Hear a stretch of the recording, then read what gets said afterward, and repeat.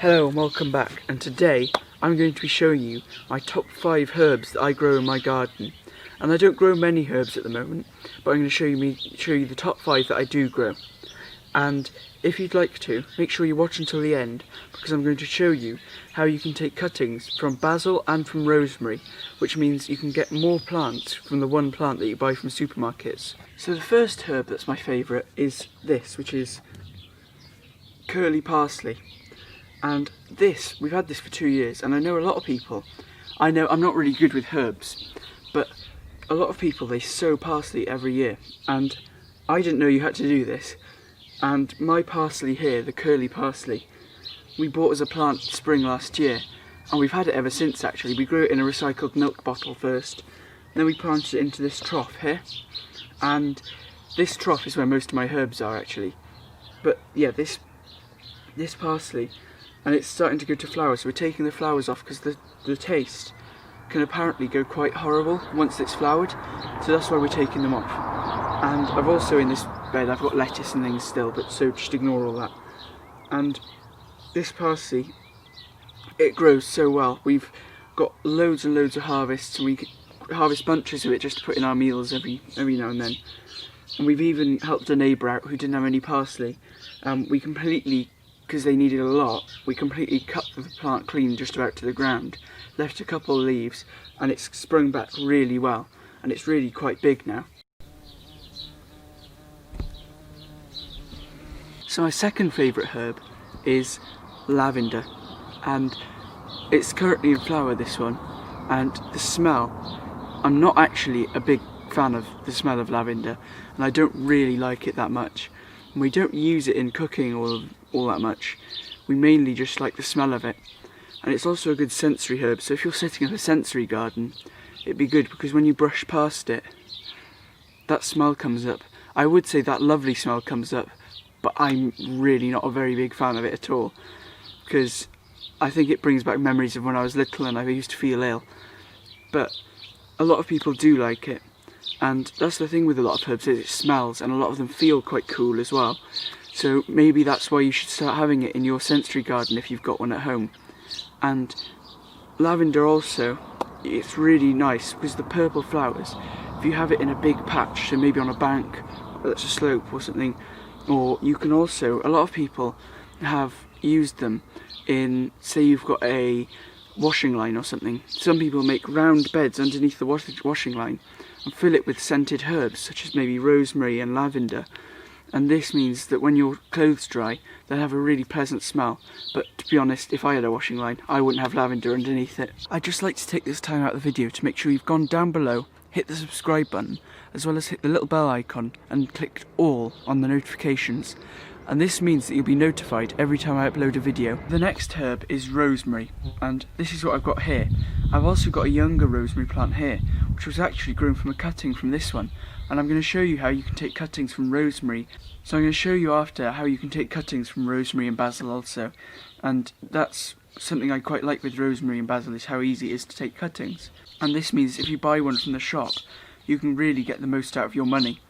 And with rosemary, I prefer the smell of this to the lavender, and a lot of people I know who make their own soap and do their own soap making, they use lavender and lavender oil that they've got from their homegrown plants in that. And we use this quite a lot when we're roasting some meat and things inside the kitchen.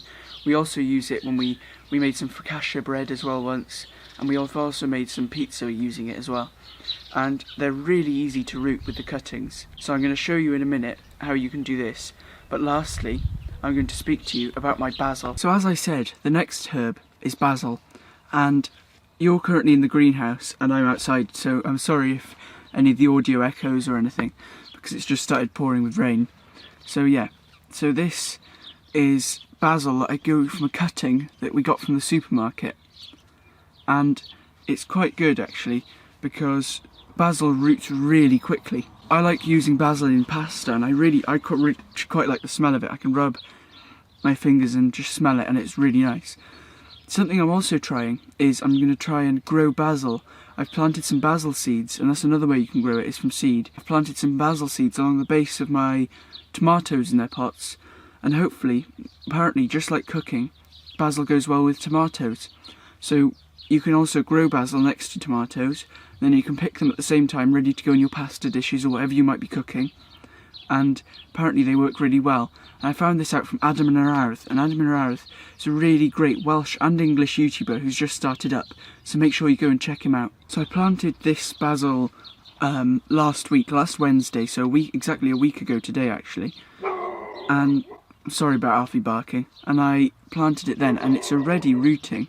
It's got some, because to start it off you take a cutting just below a leaf node and you leave it in water, but you can put it straight in the earth, but put it in water, and then when you start seeing roots you put it straight into the pot like I did here, and that's how you do it with basil.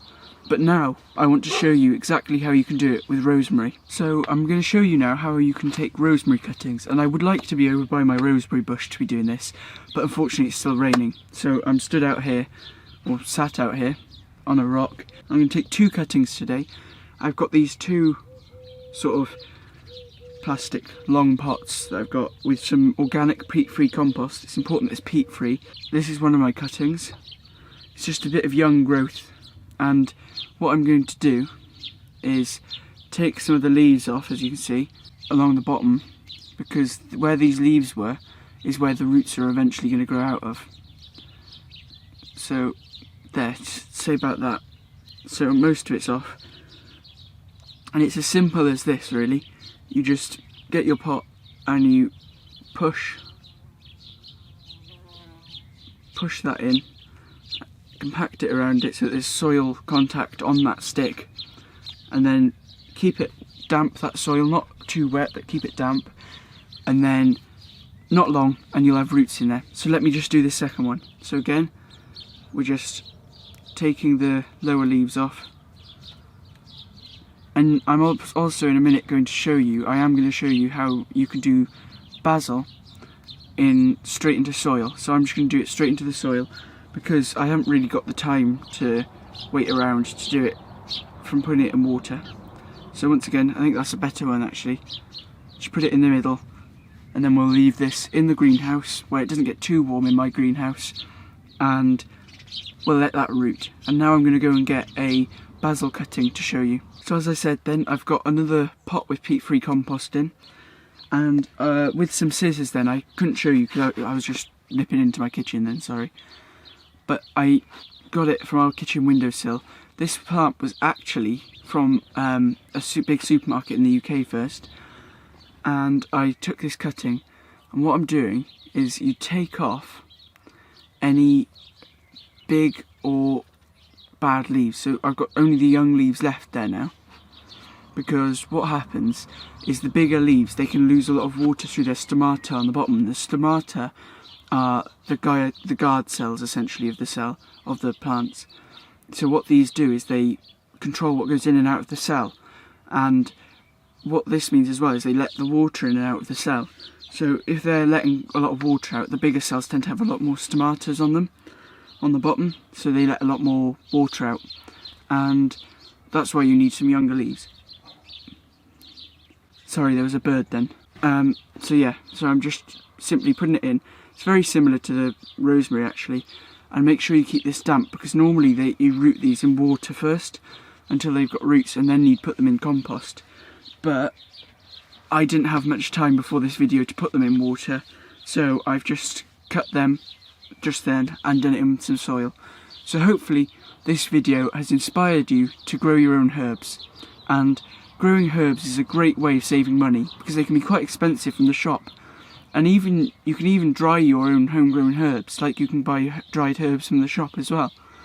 And a great type of drying thing I've seen is something with a wire frame, and you have some leftover, say cotton fabric on there, and you just lay out your herbs and let them dry, maybe in a dry shed or in a back porch or conservatory or something. And you let these dry up, and then you take the leaves off and you chop them up or something, and whatever you want, however size you want them, and you just put them in a jar, and then they'll store for ages and ages, and you won't have to keep looking for fresh ones in winter, and you can just have these dried herbs fresh from your garden all through the year. So thank you for watching this video. Please make sure you go down below, hit the like button, and also comment if you have any further questions. Make sure you share this video with your friends if you enjoyed. I'll see you next time.